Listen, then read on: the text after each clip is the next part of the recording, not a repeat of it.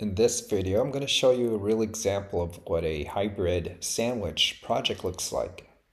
This is a tool called Pi. It's a project management, program management tool. And I'm on the project list page. First of all, let's take a look at a typical waterfall project. And of course, all different projects may have different phases, but you can see on the right-hand side are the pies. Each pie represents a project. The green means it's done, red is not done, and then we have issues and risk indicators. But let's take a look at a waterfall project, and that's this one here. This is actually a program that has sub-projects underneath, so you can stack them together, or you can have separate projects like this one. So you can see the phases: prepare, plan, architect, construct, validate, etc. They're very linear. We know exactly what needs to be done. Let's say if we're a consulting firm, we might be doing this for multiple clients over time, and we have built a blueprint or framework of best practices. Fairly standard. We know what has to be done to implement this system. So there's really no agile, iterative approach that needs to be done.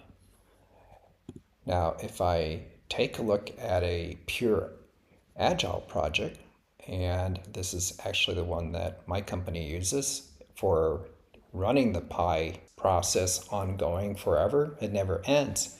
So there's no close phase way over to the right. So it's like half a sandwich, right? We have the initial processes up front when we kicked it off, but then we just keep running through sprint after sprint after sprint. So what does the sandwich project look like? Well, we have one here called Apricot Implementation.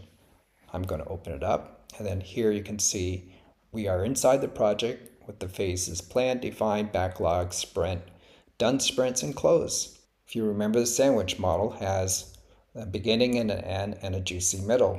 So the beginning would be the plan and define phase, and then the closeout is the other end. So think of those as your bread ends, right? Nothing special about it. We know what needs to be done. And then in the middle is where we're going to be doing some experimentation, some prototyping. We're going to run through some initial requirements. We may get some feedback from the client and make some changes, etc. So if I open up the plan slice, these are called process boxes. And obviously your project may look different than this, so you can just build these boxes with simple clicks, drag and drop, move them around. So you would build your own content.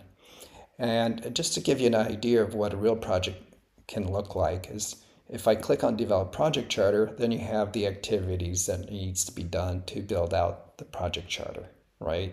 Identify the benefits of what this project's going to produce. So this is your standard approach. You may have some flexibility on what type of process you're going to use for different types of projects, but this is your blueprint.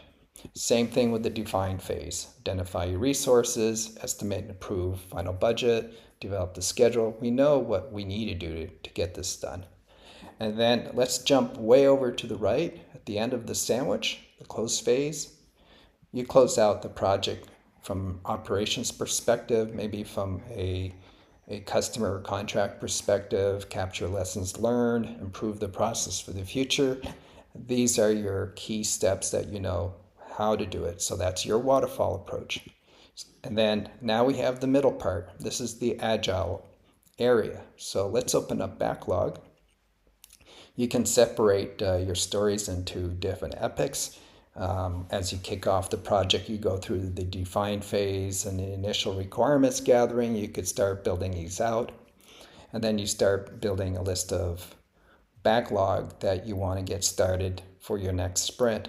So let's say I want to take this top one here, and I'm going to just drop it into the sprint phase. So I just drag and drop, and it then moves into the not started column. So this is a Kanban board, and then the developer team member can just drop it into in progress, assign himself, start getting the work done. And then it goes through validation, and once it's validated and not kicked back, goes to done. And then Once the sprint is completed, let's say if you do this once a week, there's a button you would click to finish the sprint.